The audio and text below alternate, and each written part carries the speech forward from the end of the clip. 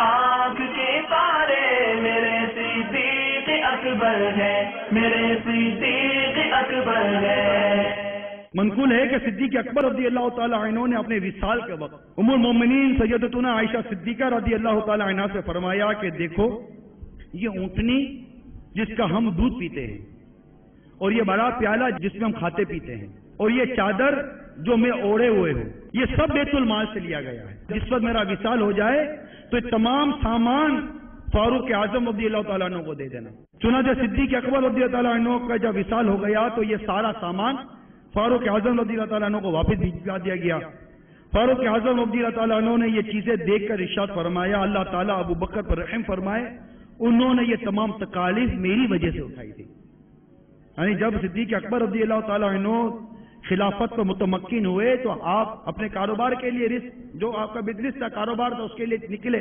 تو فاروق اعظم رضی اللہ عنہ نے آپ سے کہا کہ کہاں جا رہے ہیں؟ فرمایا کہ گھر والوں کا روزگار کمانا ہے، کاروبار تو کروں گا۔ تو آپ نے مشورہ دیا کہ اگر آپ تجارت کریں گے تو امور خلافت کون سنبھالے گا؟ آپ امور خلافت سنبھالیے، آپ کے گھر بار کو بیت المال سے چلایا جائے گا۔ چنانچہ بیت المال سے یہ چند چیزیں اور کچھ وظائف آپ کے مقرر تھے اور آپ نے اس کا حال سنا۔ ایک روایت میں کہ صدیق اکبر رضی اللہ عنہ کے وصال کے وقت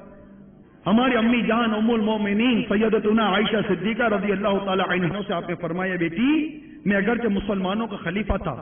مگر میں نے اس منصب سے روپیے پیسے کا فائدہ کبھی حاصل نہیں کیا سوائے اس کے کہ معمولی طریقے پر کھایا اور پہن لیا۔ اب میرے پاس سوائے حبشی غلام، اس پانی کھینچنے والی اونٹنی اور اس پرانی چادر کے بیت المال کی کوئی چیز نہیں ہے۔ میرے وصال کے بعد تم ان تمام چیزوں کو فاروق اعظم رضی اللہ تعالیٰ عنہ کے پاس بھیج دینا۔ ان باتوں سے وہ حضرات سبق حاصل کریں جو کہیں بھی اقتدار پر آتے ہیں کہ یہ کس قدر پیاری سیرت کا پہلو تھا کہ آپ مسلمانوں کے خلیفہ تھے لیکن آپ نے کبھی اسے اپنا دنیاوی فائدہ نہیں حاصل کیا، خدمت کی، ثواب کے لیے کام کیا، اور جو کام آپ نے کیا آج جو اسلام کا گلشن آباد ہے اس کی آبادی میں صدیق اکبر رضی اللہ عنہ کا بہت بڑا حصہ ہے۔ جس وقت صدیق اکبر رضی اللہ عنہ خلافت میں متمکن ہوئے، میرے آقا صلی اللہ علیہ وسلم کا وصال ہوا، حالات انتہائی ناگفتہ بے تھے، منکرین زکات نے سر اٹھایا، نبوت کا دعویٰ کرنے والوں نے سر اٹھایا۔ اسامہ بن زید رضی اللہ تعالی عنہ کا وہ لشکر جسے میرے آقا صلی اللہ تعالی علیہ وسلم نے ملک شام کے لیے روانہ کیا تھا کافروں کی سرکوبی کے لیے، اس لشکر کے حوالے سے مشاورت ہوئی اور اس میں بڑا پیارا پہلو تھا کہ صدیق اکبر رضی اللہ عنہ بھی اس وقت اس لشکر کے فرد تھے جس وقت سرکار صلی اللہ تعالی علیہ وسلم نے اسامہ بن زید رضی اللہ تعالی عنہ کو اس لشکر کا سپہ سالار بنایا۔ بڑے بڑے تجربے کار اور بڑی عمر کے صحابہ اس لشکر کے فرد تھے اور اس پر جو امیر لشکر بنائے گئے، سپہ سالار لشکر بنائے گئے وہ اسامہ بن زید تھے جو انتہائی نوجوان اور کم عمر تھے، لیکن صحابہ کرام علیہم رضوان کا اخلاص دیکھیے کہ آپ اس کم عمر سپہ سالار اسامہ بن زید رضی اللہ تعالیٰ عنہ کی سپہ سالاری کو قبول کرتے ہیں اور اس لشکر کے اندر سفر اختیار کرتے ہیں۔ لیکن سرکار صلی اللہ تعالی وسلم کا وصال جاری ہو گیا، ذرا غور کیجئے۔ اب صدیق اکبر رضی اللہ تعالیٰ عنہ خلافت میں متمکن ہوئے، کچھ ہی دیر قبل آپ جس لشکر کے رکن تھے اور جس کے سپہ سالار اسامہ بن زید تھے، آپ چاہتے تو ان کی سپہ سالاری ختم کر دیتے اور آپ کو یہ مشورے دیے گئے کہ اس وقت مختلف فتنوں نے سر اٹھایا ہے، اگر آپ چاہیں اس لشکر کو روک دیں، ابھی اس کو روانہ نہ کریں، مدینے کے اطراف کے اندر ایسا نہ ہو کہ جہاں دشمن میری نظریں گارے ہوئے ہیں وہ مدینہ منورہ پر حملہ کر دے اور ہمیں تکلیف ہو جائے، آپ اس لشکر کو روک دیں۔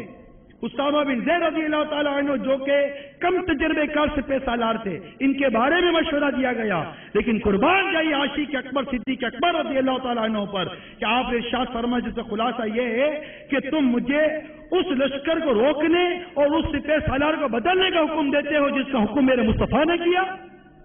صلی اللہ تعالیٰ علیہ وسلم، یہ نہیں ہو سکتا۔ چنانچہ آپ خود اسامہ بن زید رضی اللہ تعالیٰ عنہ کو لے کر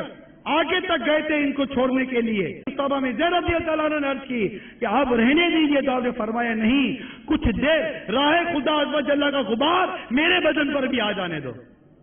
اس کی فضیلت مجھے بھی حاصل کر لینے دو. بڑا ہی عام ترین نقطہ ہے یہ. جن حضرات کو، جن لوگوں کو اس بات کا گھمنڈ ہوتا ہے کہ ہم تجربے کار ہیں، ہم سینئر ہیں، ہم بڑے ہیں، ہماری عمر بڑی ہے، اور وہ اپنے سے چھوٹوں کو، اپنے سے کم عمر لوگوں کو، بظاہر کم تجربے کار لوگوں کو قبول نہیں کرتے، یہ بہت بڑی بھول پر ہے. اللہ تبارک و تعالی جسے چاہے جو مقام عطا فرما دے. ہمیں چاہیے کہ ہم پر صدیق اکبر رضی اللہ عنہ کی سیرت کا یہ پہلو غالب رہے. بالخصوص دعوت اسلامی سے وابستہ اسلامی بھائیوں کے لیے اس نقطے میں بڑی ہی سبق کی بات ہے کہ ہمارا جو بھی ذمہ دار بنے، مدنی مرکز نے جس کو بھی ہمارا ذمہ دار بنایا ہے، جب تک وہ شریعت کے مطابق ہمیں چلائے، ہم اس کے ماتحت چلتے رہیں گے انشاءاللہ عز و جل.